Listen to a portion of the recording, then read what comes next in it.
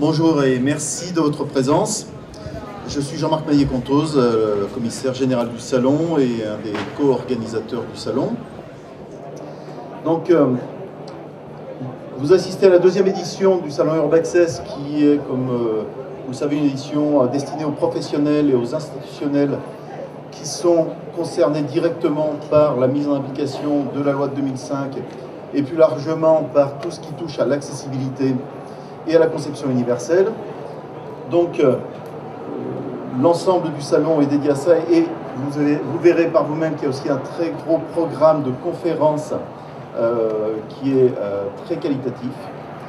Ce que je tenais à vous dire, c'est que nous prônons l'accessibilité comme une évolution sociale et comme une révolution culturelle qui nous semble inéluctable actuellement et qui a évidemment pris un peu de retard par rapport à la loi, mais qui avance bon gré mal gré.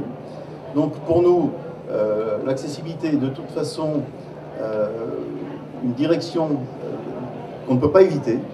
Et aujourd'hui, autour de laquelle aujourd'hui on pense que tous les professionnels, tous les institutionnels doivent se fédérer parce que c'est l'évolution normale et naturelle d'une société qui doit donner toujours et toujours plus de confort et de bien-être aux citoyens.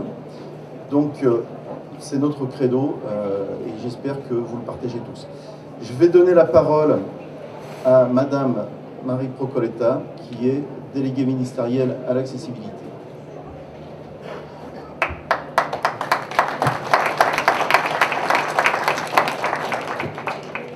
Bonjour à tous. Merci Jean-Marc et puis un merci très solennel parce que nous ouvrons ensemble aujourd'hui ce second salon, mais un vrai merci parce que ça nous permet de nous retrouver tous les ans. Ça nous permet, grâce à votre ténacité, grâce à votre volonté, de pouvoir parler d'accessibilité ensemble. Et le fait que vous soyez là, que nous puissions prendre un petit peu de temps, c'est quelque chose de vraiment essentiel. Et c'est grâce à vous que nous avons ce temps de parole. Alors, je suis heureuse d'être avec vous. Je l'ai dit de façon avec mon cœur, maintenant je le dis de façon plus officielle, pour ce moment fort autour de l'accessibilité. Urbaccess est le lieu où nous pouvons regarder les avancées réalisées, mais aussi s'intéresser aux difficultés rencontrées, qu'elles soient réelles ou ressenties comme telles. Le législateur a doté la France en 2005 d'une loi qui est notre feuille de route. Dans cette loi, deux piliers, celui de l'accessibilité. On a là un objectif qui vise à promouvoir la qualité de la vie au quotidien dans tous les domaines de la vie sociale, pour les personnes handicapées et les personnes à mobilité réduite. Cette loi rompt avec un passé qui faisait porter le handicap sur les épaules de la seule personne. Aujourd'hui, nous savons que le handicap est la rencontre entre un être humain, quel qu'il soit, et son environnement. L'environnement, il faut le voir de façon large, un environnement physique, social, culturel, et c'est une avancée forte qui implique pour notre société, autrement dit pour chacun d'entre nous qui en sommes les acteurs, de travailler pour lever ces obstacles, que nous soyons dans le public ou que nous soyons dans le secteur privé. Mais cette loi, elle présente un risque, celui d'enfermer l'accessibilité dans le secteur du handicap, à un moment où notre société ne semble pas encore avoir fait le travail suffisant pour que le regard posé sur la personne handicapée, sur la personne différente, et je rappelle qu'il est différent tout homme qui ne fait pas 1m80 et toute femme qui ne fait pas 1m75 et qui n'est pas anorexique. Donc je disais que le regard posé sur la personne handicapée est suffisamment évolué pour que les réponses aux besoins nous soient tous, au niveau de notre société, totalement naturelles. Alors nonobstant que le concept est quelque part une étiquette handicap, il faut aussi avoir conscience que le niveau de réponse aux questions d'accessibilité que nous avons aujourd'hui dans notre société développée du XXIe siècle est des plus récents. Nous vivons dans un cadre de vie qui est largement hérité des siècles précédents, période qui, elle, était peu sensible aux besoins des personnes différentes. Les espaces collectifs, publics, dans leur traitement, n'intégraient pas cette préoccupation. Nous avons Donc le poids de l'histoire et de nos habitudes à bousculer pour que l'accessibilité s'impose d'elle-même dans nos réalisations, qu'elles soient neuves, en adaptation ou en réhabilitation. À ce que j'oserais qualifier de semelles de plomb, qui sont déjà lourdes, il faut ajouter le coût des transformations, le coût des adaptations. Pour le neuf, le coût qui est de quelques pourcentages du coût global, si le projet intègre dès le début, la question est alors moins prégnante et aujourd'hui, ce n'est pas notre question. Le neuf doit être accessible, c'est l'affirmation qui nous est donnée. En cette période de grandes difficultés financières et de raréfaction des crédits publics, le manque de soutien au secteur privé ne facilite pas la prise en compte de l'accessibilité.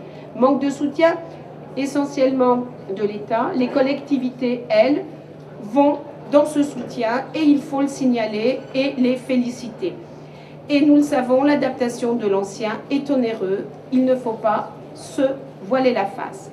Voilà donc 3 freins importants. Et néanmoins, la France affiche sa volonté d'une société accessible. C'est un engagement intangible. Nous sommes résolument dans cette dynamique qui illustre la fraternité de notre devise nationale. Notre président l'a redit, nous avons 2015 et il faut tenir 2015. C'est une date intangible. Mais je préciserai que les mutations, compte tenu de ce que j'ai dit avant, s'opèrent progressivement à un rythme soutenable dans une société complexe comme la nôtre.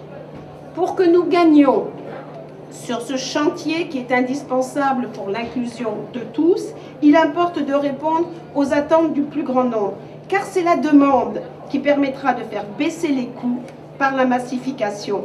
Et pour ceci, nous avons pour nous mobiliser un nouveau défi, celui de l'arrivée dans toutes les sociétés développées du papy-boom, on pourrait peut-être même dire du mamie-boom. Ce facteur est complètement essentiel pour faire bouger nos lignes. Autre point essentiel, la demande de confort évolue et elle imprègne maintenant tous les projets. Pour ceux qui sont venus jusqu'ici, vous avez vu ascenseur, escalier roulant, et je parle souvent des trottoirs traversants parce que la voirie, c'est un petit peu mon hobby à moi. Donc, une vraie demande de confort, et la demande de confort, eh bien, elle rejoint ce besoin d'accessibilité. Et cette demande de confort, elle va se poursuivre. Moi, je dis, remercions les fauteuils roulants qui ont été les pionniers, et maintenant, prenons le relais pour leur faciliter leur déplacement et leur faciliter la vie. Si cette nouvelle approche permet de booster notre objectif à tous, qui est une société accessible, si elle imprègne les processus de production, si elle trouve un écho dans le secteur des services, si elle apporte fluidité et équilibre financier, cela est important, alors nous serons tous gagnants. Il me semble que nous sommes là dans les principes de la conception universelle qui mettent l'homme au cœur de nos ambitions, au cœur de nos actions. Travaillons ensemble à cet objectif et prenons le temps d'échanger pendant ces 2 journées du salon Urbaccess. Jean-Marc, un grand merci. Oui, merci beaucoup, Madame Procoletta. Merci, merci. Nous allons passer la parole, alors on va un peu changer l'ordre de passage qui était prévu. Madame Caroline Porot, qui est la représentante de l'Association des maires des grandes villes de France, comme elle a un rendez-vous immédiatement derrière, malheureusement, voilà, ça précipite un peu son passage, donc je vous cède la parole.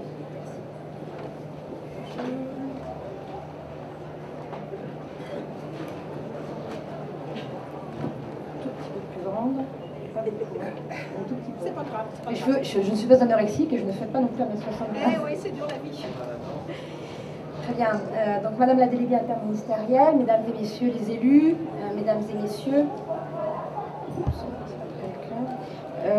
donc je voulais d'abord excuser Michel Desto, le président de l'Association des maires de grandes villes de France, qui est venu inaugurer la première édition d'Urbaccess, qui est une manifestation à laquelle il tient particulièrement. Il a souhaité cette année que nous puissions renouveler le partenariat entre l'Association des maires de grandes villes et Urbaccess. Il m'a demandé de le représenter. Il est malheureusement aujourd'hui en pleine négociation finale, je devrais dire, sur le projet de loi de décentralisation. Toutes les associations d'élus sont très mobilisées sur ce sujet. Donc voilà, il vous prie de l'excuser. Simplement un tout petit mot, l'Association des maires de grandes villes de France regroupe les villes et intercommunalités de plus de 100 000 habitants.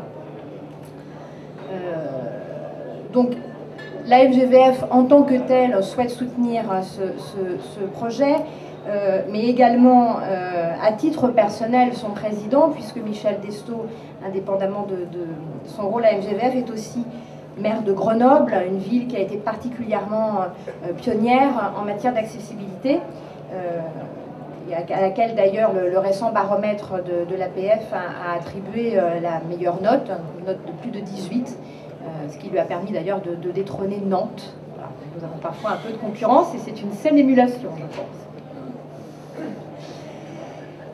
Donc, comme l'a rappelé la déléguée interministérielle, nous sommes évidemment aujourd'hui à la croisée des chemins avec cette loi handicap et à l'horizon 2015 qui devait permettre la mise en accessibilité de tous les ERP et bâtiments publics. On en est loin. Pour beaucoup, l'objectif était très ambitieux, voire irréaliste, notamment dans un contexte de ressources budgétaires extrêmement contraints. Donc le retard ne sera pas comblé en 2015, il faut être raisonnable et honnête pour le reconnaître, mais il faut aussi reconnaître qu'un effort considérable a été fait. D'abord celui, je crois, de la création d'un véritable cadre réglementaire qu'il fallait mettre en place et qui aujourd'hui est opérationnel. Il y a eu sur le terrain une forte mobilisation des acteurs et en particulier des collectivités, et je crois que l'intérêt, l'important aujourd'hui, c'est qu'on assiste à un véritable changement sociétal, un changement de mentalité qui s'est opéré, qu'il faut poursuivre et encourager. Je crois que c'est vraiment le sens d'un salon comme Urbaccess qui entend faciliter la transition en proposant des solutions adaptées. Alors dans ce contexte, les grandes villes, naturellement, doivent montrer le chemin et être exemplaires. Évidemment, j'ai cité Nantes, qui aujourd'hui est particulièrement présente dans ce salon via le Centre de design et d'innovation sur la ville durable de l'école de design. Grenoble, dont j'ai parlé tout à l'heure.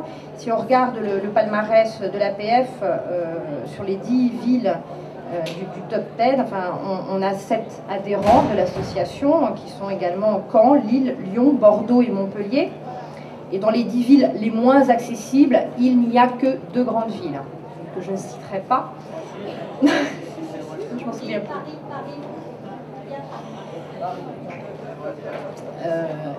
Ce qui montre qu'il y a quand même un effort collectif important qui est fait. Alors, il y a aujourd'hui, je crois, un nouvel horizon important qui est celui de ce qu'on appelle la ville intelligente et connectée, où notre association entend porter un effort particulier pour permettre à nos adhérents d'entrer de plein pied dans la compétition mondiale des villes durables et surtout des villes désirables. Les TIC sont un enjeu et un champ majeur en matière d'accessibilité.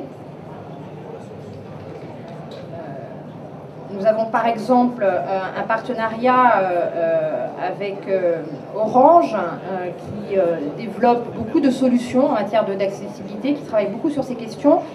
Et à travers les différentes initiatives des élus que nous essayons de porter, beaucoup tournent autour de l'accessibilité. En tout cas, j'y veille personnellement.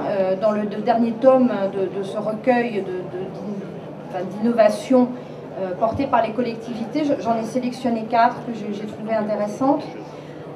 Pardon, je vais reparler de Grenoble, mais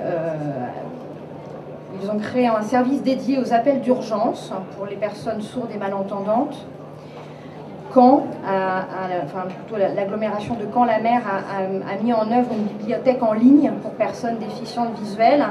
Et puis il y a la ville de Mulhouse également qui est particulièrement exemplaire en la matière. Et vous avez d'ailleurs à côté de vous le maire de Mulhouse, Jean Rotner, qui à l'issue d'un rendez-vous à la Défense a souhaité nous rejoindre quelques minutes. Mulhouse a mis en place deux dispositifs particulièrement innovants en matière d'accessibilité et de numérique. Le premier, c'est l'utilisation du sans contact, du NFC, pour aider les personnes à mobilité réduite ou malvoyantes à se déplacer dans les espaces publics. Et le deuxième du dispositif, c'est la mise en disposition de diagnostics d'accessibilité pour les ERP, la voirie et les espaces publics à Mulhouse.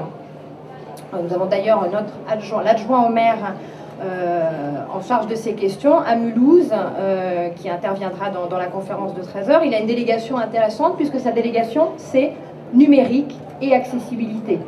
Ce qui montre, Thierry Nicolas qui est juste devant moi, ce qui démontre quand même que ces deux notions sont aujourd'hui vraiment imbriquées.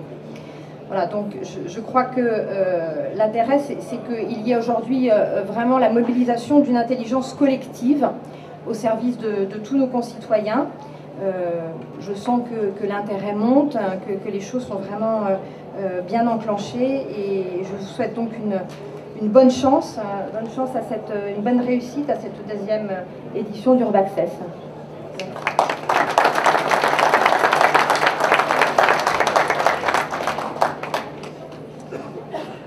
Merci beaucoup Madame Porot. Maintenant je vais passer la parole à Monsieur Alain Faure, qui est membre du comité exécutif du Forum européen des personnes handicapées, qui est en réalité une organisation qui fédère les plus grandes ONG représentant les personnes handicapées en Europe et qui, en quelque sorte, est une interface auprès de la Commission européenne, du Parlement européen pour toutes les questions relatives aux personnes handicapées. Merci. Je vais vous parler, oui, d'Europe,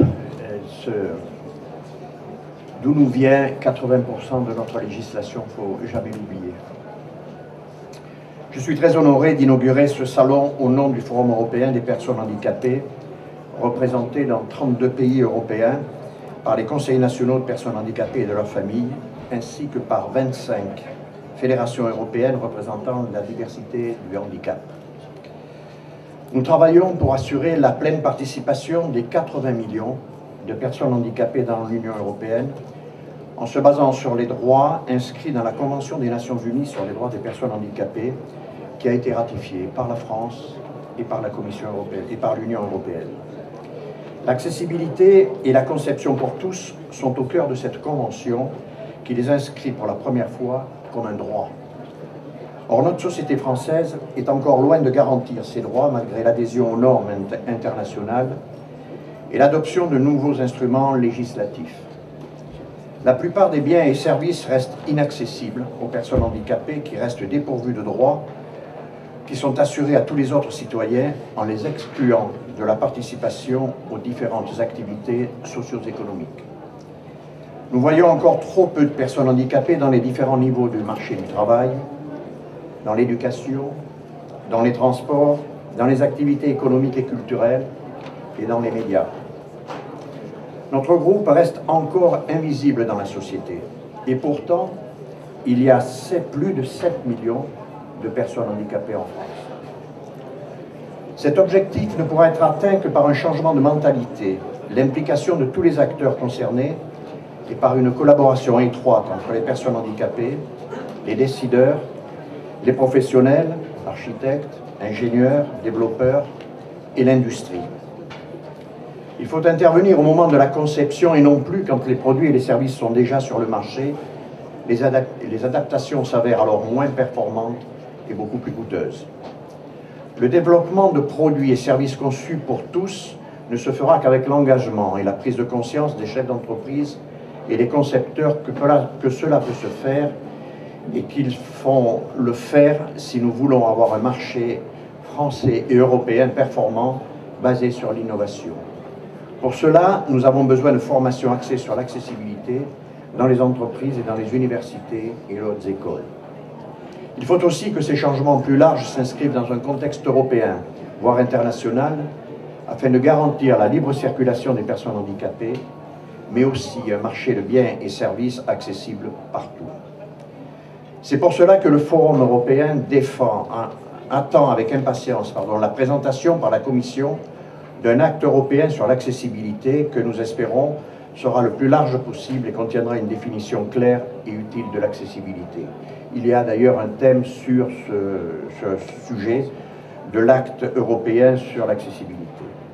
Il est aussi indispensable que des normes d'application et des labels accompagnent aussi la législation, ainsi que la définition de mécanismes de surveillance. Cela permettra aussi aux entreprises de pays qui ont déjà mis en place des normes d'accès pour les personnes handicapées, comme en France, de se présenter à la pointe de l'innovation dans d'autres pays européens qui n'auront que commencé à les mettre en œuvre. Cette future législation sera d'ailleurs discutée lors des débats de cette journée dans une conférence.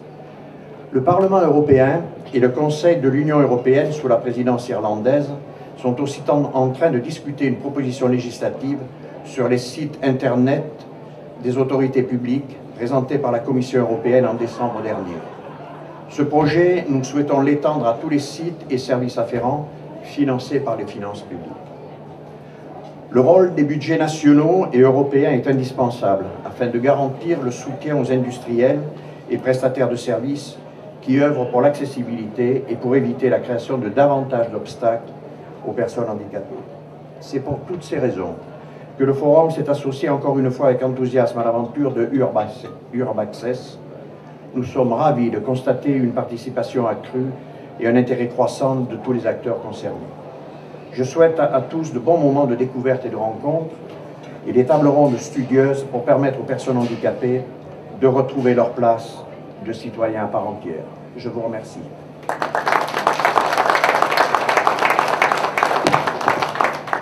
Merci Monsieur Faure. Je vais céder la parole maintenant à Monsieur Didier Ridoret, qui est le président de la Fédération française du bâtiment, qui nous suit aussi depuis la première édition.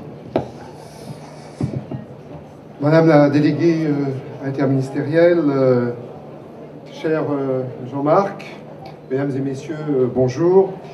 Pour la Fédération française du bâtiment, forte de ses 57 000 adhérents, dont 42 000 artisans, et de son réseau de proximité, l'accès à tout pour tous est un enjeu tout à fait majeur, au même titre que celui de la rénovation thermique des bâtiments ou de l'environnement. Il s'agit de plus d'une démarche citoyenne. C'est un enjeu primordial pour une société dont plus de 10% de la population connaît au quotidien une situation de handicap et dont près d'un tiers aura plus de 60 ans dans les années 2030. Le secteur du bâtiment se doit d'anticiper et de participer à l'effort commun de la société pour remédier aux lourdes difficultés que trop de personnes connaissent ou risquent de connaître en matière de déplacement dans les actes de la vie quotidienne ou à domicile. Rendre accessible, construire accessible, bâtir pour un confort d'usage croissant et évolutif, à un coût bien évidemment raisonnable, pour les individus comme pour les collectivités, c'est une satisfaction et une grande fierté pour nous, entrepreneurs et artisans du bâtiment, ainsi que pour nos salariés. Nous devons les encourager dans cette voie, aux côtés de nos amis architectes, bien évidemment, ne les oublions pas, ainsi que l'ensemble des maîtres de l'ouvrage. C'est pourquoi les entrepreneurs se mobilisent constamment pour, d'une part, mieux répondre aux attentes présentes et à venir de leurs clients, et d'autre part, former, recruter des personnes en situation de handicap. C'est tout le sens d'ailleurs de la marque que nous avons créée en 2011 qui s'intitule « Les pros de l'accessibilité ». Cette accessibilité ouvre de nouveaux horizons vers l'innovation avec de nouveaux concepts de logement, un retour de la domotique intégrée et de nouvelles offres de produits plus attrayants des industriels. Les entrepreneurs de bâtiments sont tout à fait conscients de leurs responsabilités. Ils portent haut les valeurs de compétence, d'effort et de solidarité et d'intégration qu'ils partagent avec les autres acteurs du monde de la construction. La pleine réussite de la transformation de vivre la société et en société, c'est ce que URBAccess illustre d'une manière extrêmement brillante avec son salon. Et bien, c'est également pour nous le sens de notre présence ici à vos côtés. Je vous remercie.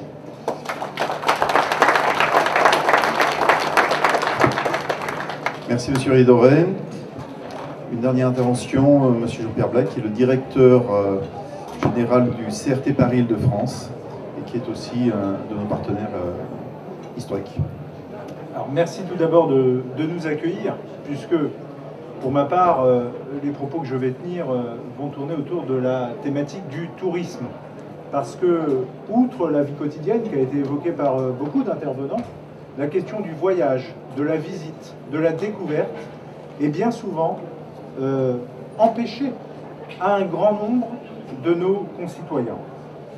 Très rapidement, pour notre destination, Paris-Île-de-France, il ne peut pas y avoir d'avenir quant à son développement s'il n'y a pas une amélioration de la qualité des produits, des prestations, des services qui seront rendus à l'ensemble des visiteurs. Et ça, c'est essentiel. Il ne peut pas y avoir de grandes destinations touristiques, et vous le savez, les médias ont pour l'habitude de dire que Paris, outre le fait qu'elle soit la plus belle ville du monde, même si j'ai entendu qu'elle n'était peut-être pas la plus accessible, est en tout état de cause aujourd'hui, Paris et l'Île-de-France sont en tout état de cause aujourd'hui ont le devoir, de faire de la qualité un objectif absolu. C'est à ce titre que nous continuerons de développer l'activité touristique. Alors comment peut-on faire? Tout d'abord, il faut convenir que seuls les professionnels pourront améliorer l'accessibilité des sites, des lieux d'hébergement, des lieux de restauration, des lieux d'arrivée. J'ai vu la SNCF tout à l'heure. Si nous n'avons pas cette amélioration, cette prise de conscience qui certes est en avancée, mais qui pour autant doit aller encore plus loin pour que se transforme cette prise de conscience, je le dis tout net, en moyens beaucoup plus importants consacrés à ces questions. Car cela n'a pas été évoqué, mais la question des moyens est essentielle. Si nous ne mettons pas d'argent, nous ne pouvons pas investir et nous ne pouvons pas améliorer. De ce point de vue, nous travaillons beaucoup avec le site En District, qui organisera, je crois, demain après-midi, une conférence permettant de démontrer comment un certain nombre d'acteurs, en 1, 2 ou 3 clics, permettent d'arriver directement sur des sites touristiques qui donnent ainsi envie et une connaissance et une information complète quant à la réalité de leur accessibilité. Pour nous, ces partenariats sont essentiels. Il ne peut pas y avoir d'amélioration de l'activité touristique s'il n'y a pas d'amélioration de l'accueil.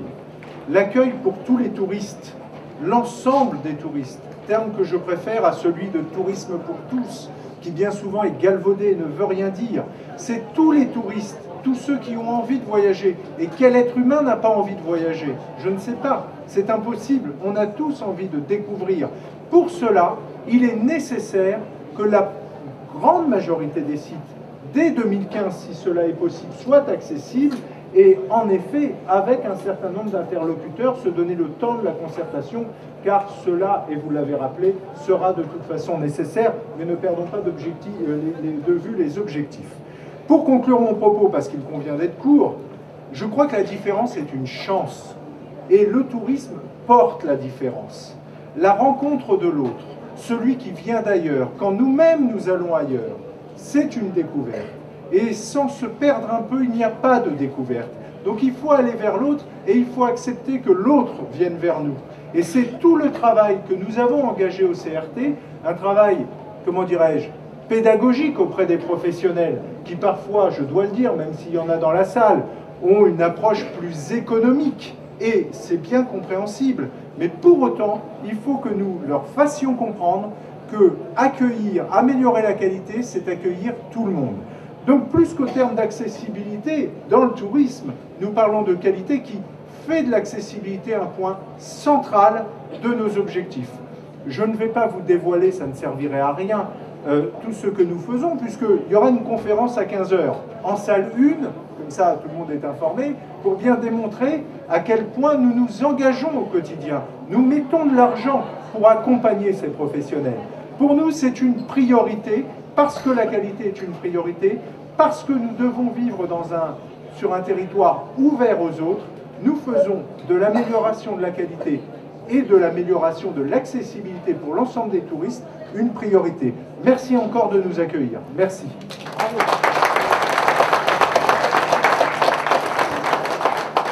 Merci. Je voulais céder la parole à Florent Orsoni qui vous parlait des conférences.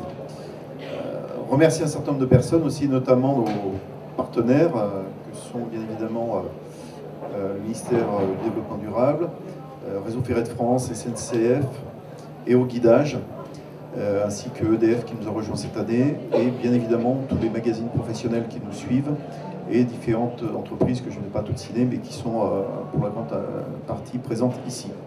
Merci aussi à Madame Catherine Vassiliev, qui est la conseillère chargée de l'accessibilité auprès de Madame la ministre Marielle Carlotti, qui était présente toute la matinée, qui est peut-être encore parmi nous, et qui en fait nous a fait dire que Madame Carlotti n'était pas disponible aujourd'hui, mais bien évidemment le ministère est très préoccupé et très impliqué dans l'accessibilité et le développement de la mise en application de la loi. Je voulais aussi vous signaler qu'après la fin de l'inauguration, c'est-à-dire dans quelques minutes, nous avons un cocktail donc à l'espace VIP, que bien évidemment derrière nous il y a le restaurant aussi qui est ouvert pour toutes les personnes qui souhaitent prendre un repas. Je cède donc la parole à Florent. Merci Jean-Marc.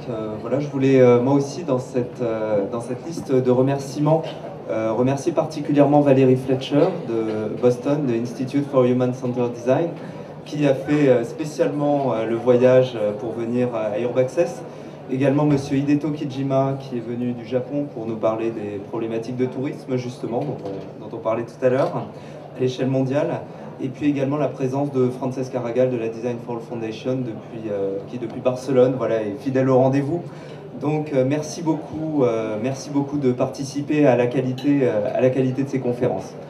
Donc pour vous les présenter brièvement, il y a les programmes des conférences qui sont affichés en pilier central face à l'entrée, et vous avez également le programme qui est disponible dans le sac Urbaccess. Donc nous avons choisi avec l'aide très précieuse, encore une fois, des équipes de Marie Proscoleta et de Marie Proscoleta, de décliner ces conférences autour de trois thématiques centrales, à savoir 2015. Vous avez bien compris qu'on n'est plus dans la notion de date butoir pour l'accessibilité, mais dans la notion de tremplin, c'est-à-dire comment est-ce qu'on fait pour continuer à avancer justement pour ces questions, parce que voilà, tout ça doit continuer, doit trouver un souffle.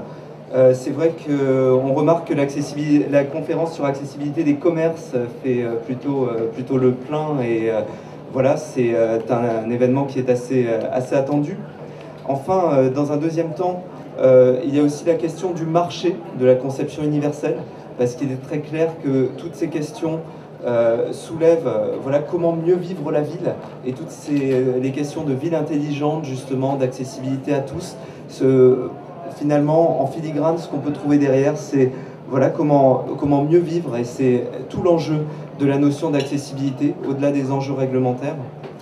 Et enfin, un troisième focus, puisque évidemment c'est dans l'air du temps, dans l'actualité, un troisième focus sur les questions de normes, de réglementation, et peut-être de premier bilan de ces différentes dispositions réglementaires. Mais également, et on l'a souligné, Urbaccess est un salon international, européen, et un comparatif international qui va être dressé de ces différentes normes et réglementations. Donc voilà, tout ça, ça nous fait un temps de salon très riche. Ça va nous mener à une conclusion, on va tirer un petit peu le bilan, on va essayer de dresser un panorama autour de la notion peut-être d'accessibilité pour tous, et voilà, de voir les perspectives qui peuvent s'ouvrir et l'engagement des acteurs. Voilà, je remercie vraiment tout le monde, et en particulier tous les intervenants d'avoir répondu présent à l'appel d'Urbaccess et à l'appel de l'école de design. Merci beaucoup.